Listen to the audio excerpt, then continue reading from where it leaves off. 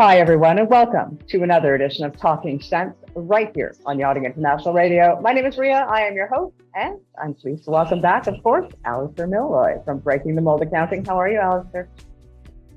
Good morning, Ria. Yeah, I'm well, thanks. Yeah, really well. Talk to us about how you can create value in your business and what is the appropriate way to do it if indeed you are looking at longevity and perhaps selling it down the line. As business owners, we have very demanding clients in yachting, and you want to please each of those. So it means you're customizing a lot of your services around those individual yachts, particularly if you're selling directly. And that makes it much more difficult to build something you can sell, to have an exit plan for as a business. You see a lot of these coaches that are all about personal branding. If you spend all of your time creating personal branding and no time at all creating a company image, what happens, heaven forbid, if you were to be hit by a bus tomorrow? You've got to take that brand and then build a system or build some information or product around that you can sell, and you can sell on a recurring basis. And I think this is, you'll hear people talk about recurring revenue. If you sell something once, it's okay. You invoice it, you get the money, that's it. Then you've got to go and find the other one. And if you look at some professional services firms, particularly lawyers, they're selling every transaction, so they have to keep going. Once that yacht purchase or yacht sale's done, they need to find the next one. There's no ongoing revenue from those services. Likewise, I guess a lot of yacht agents would be that it's what you're delivering when the yacht's there.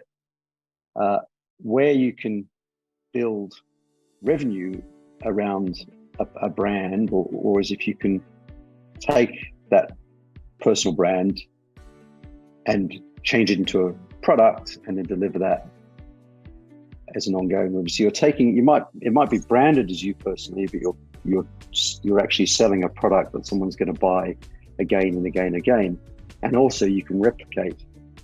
By that I mean you can sell it to many more people, and that's where online, the internet has transformed what we do in terms of training packages and that thing. Because if you can take that and rather than deliver a live course, if you can put that onto video, package it, then sell it as a module of 10 courses, or as a recurring service for accountants, where you're doing monthly accounts. If you can do that on a recurring basis, is another example of that. You're creating an ongoing revenue stream. And for someone buying a business, that's a lot easier for them it's much more tangible. They can see the ongoing revenue. They know how many clients. They can look at at your decline rates or drop-off rate. They can see what you're getting in. You've got no key risk in terms of customers. And they're no longer buying you as a brand. They're buying the product that you sell. So that becomes a lot easier for them to value, to grow, and actually for all business owners to replicate as well. Hence we've seen probably over the last 20 or 30 years, the franchise model is a good example of that. But to do that as any small business, you need to put systems in place. And you probably I think you need to specialize as well. You need to develop a niche, what you're good at, be able to take that and systemize it so it's no longer reliant on one person having to go and sell or deliver it.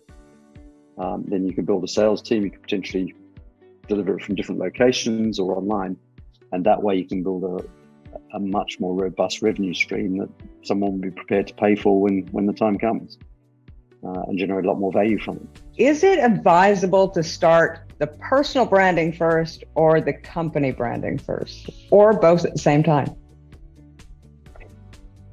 I would say both at the same time. I think having that very clear on how you're going to exit, what do you want to achieve from your business, having that vision at the start is going to make that, and build the personal brand by all means, but don't make your business reliant on you. And I think I've seen a lot of businesses as they grow, you have this challenge for an owner who clients want to deal with. They've maybe been with you since day one or very early days in growing a business, and they don't want to deal with someone else. You can take on a team to help you, but if you're getting all the calls, eventually you're going to feel the pressure as a business owner, and the customer services side of things is probably going to slip because you just don't have you can't stay over everything. And as businesses grow, we need to, as owners, step back and take more of a role of working on the business and looking at how we're going to grow it rather than being in the day to day. And it's one of the reasons why it's not.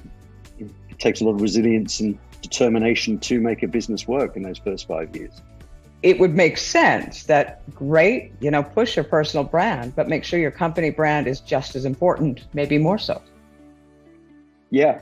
And look, if you are going to create a personal brand, I think there's the positives of that is you're well known and you can generate perhaps influence. You need to look at how you're going to monetize that, but also be aware of some of the negatives that come with that as well around, I think when you see people who've got personal brands, they often talk about the trolls that come out as you get more famous. But also look at how you're going to, are you following the number of followers that you have on social media or is it actually about revenue? So I think you've got to have the ability to have that personal brand and maybe be endorsing a product or a business or using that to help market it. But ultimately you need to create businesses and have a plan to grow and then exit. And I've seen in the 30 years I've been in accounting and working in business, I've seen businesses that for whatever reason the owner doesn't have that exit plan, and eventually